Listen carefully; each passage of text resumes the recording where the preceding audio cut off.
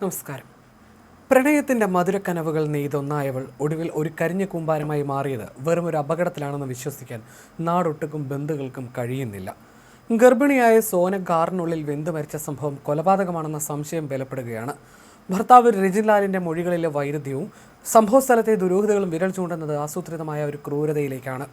സോനയെ എന്തിന് പിൻസീറ്റിലിരുത്തി എന്ന സംശയമാണ് സോനയുടെ കുടുംബം ഉൾപ്പെടെ ഉയർത്തുന്നത്. കാറിന് തീപിടിച്ച കൃത്യസമയത്ത് തന്നെ തൊട്ടടുത്തായി ഒരു തോടുണ്ടായിരുന്നു എന്നതും ചിലരിൽ സംശയം ജനിപ്പിക്കുന്നുണ്ട്. കാറിന്റെ മുൻഭാഗത്തിന് കാര്യമായ കേടുപാടുകൾ സംഭവിച്ചിട്ടില്ല എന്നുള്ളതും സംശയത്തിനിട നൽകുന്നു. സാധാരണയായി ബോണറ്റിൽ നിന്നോ എഞ്ചിൻ ഭാഗത്തു നിന്നോ ആണ് കാറുകൾക്ക് തീ പിടിക്കാറുള്ളത് എന്നതിനാൽ മുൻഭാഗം സുരക്ഷിതമായിരുന്നത് തീ എവിടെ നിന്നാണ് വന്നത് എന്നതിന് ചോദ്യവും ബാക്കിയൊക്കെയാണ്. ഷോർട്ട് സർക്യൂട്ട് സംഭവിച്ചില്ല എന്ന ഫോറൻസിക് റിപ്പോർട്ടും ദുരൂഹത വർദ്ധിപ്പിക്കുന്നുണ്ട്.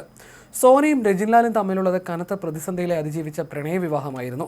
രജിൻലാൽ ഗൾഫിലായിരുന്ന സമയത്താണ് സാമൂഹ്യ മാധ്യമങ്ങളിലൂടെ ഇരുവരും പരിചയപ്പെടുന്നതും പ്രണയത്തിലാകുന്നതും.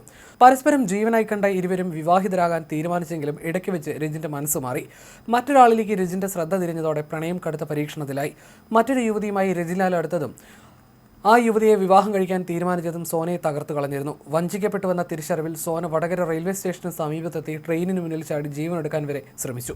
ഒടുവിൽ പോലീസ് സ്റ്റേഷനിൽ വെച്ച് നടന്ന കൗൺസിലിങ്ങിനും മധ്യസ്ഥ ചർച്ചകൾക്കും ഒടുവിലാണ് സോനയെ തന്നെ വിവാഹം കഴിക്കാമെന്ന് രജിൻ സമ്മതിച്ചത്. ഈ ബന്ധത്തോട് ഇരു കുടുംബങ്ങൾക്കും കടുത്ത എതിർപ്പായിരുന്നു. എന്നാൽ എതിർപ്പുകളെല്ലാം അവഗണിച്ച് 2023 ഇരുവരും വിവാഹം രജിസ്റ്റർ ചെയ്യുകയായിരുന്നു.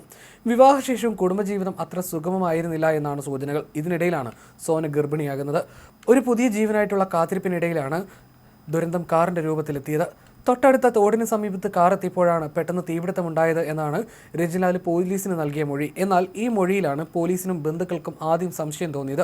കൃത്യമായി തോടിനടുത്ത് എത്തിയപ്പോൾ എങ്ങനെ കാർ കത്തിച്ചാമ്പലായി എന്ന ചോദ്യത്തിന് കൃത്യമായ മറുപടി നൽകാൻ രജിന് കഴിയുന്നില്ല. അപകടമാണെങ്കിൽ രക്ഷപ്പെടാൻ എന്തുകൊണ്ട് ശ്രമിച്ചില്ല എന്നതും ദുരൂഹമാണ്. തീപിടിച്ച ഉടനെ കാറിൽ നിന്ന് രജിൻലാൽ പുറത്തേക്ക് ചാടി രക്ഷപ്പെട്ടിരുന്നു. എന്നാൽ ഗർഭിണിയായ ഭാര്യയെ രക്ഷിക്കാൻ ഇയാൾ കാര്യമായ ശ്രമം നടത്തിയില്ല എന്നാണ് ആരോപണമുയരുന്നത്.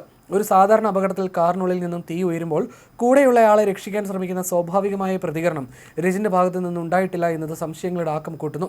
കാറിനുള്ളിൽ തീ പടരാൻ ഉപയോഗിച്ച ഇന്ധനത്തിൻ്റെ സാന്നിധ്യത്തെക്കുറിച്ചാണ് പോലീസ് ഇപ്പോൾ അന്വേഷിക്കുന്നത്.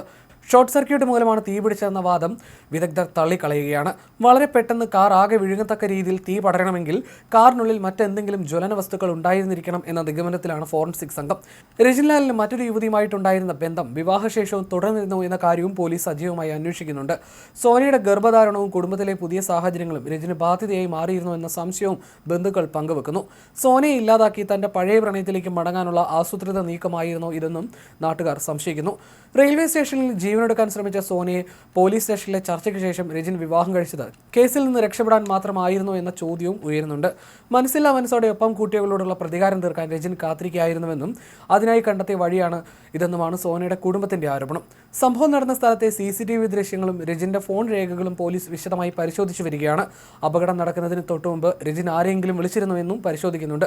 രജിന്റെ മൊഴികളിലെ ആവർത്തിച്ചുള്ള മാറ്റങ്ങൾ ഇയാളെ ഉടൻ തന്നെ വിശദമായ ചോദ്യം ചെയ്യലിന് വിധേയമാക്കേണ്ടതിന്റെ ആവശ്യകതയിലേക്കാണ് വിരൽ ചൂണ്ടുന്നത്.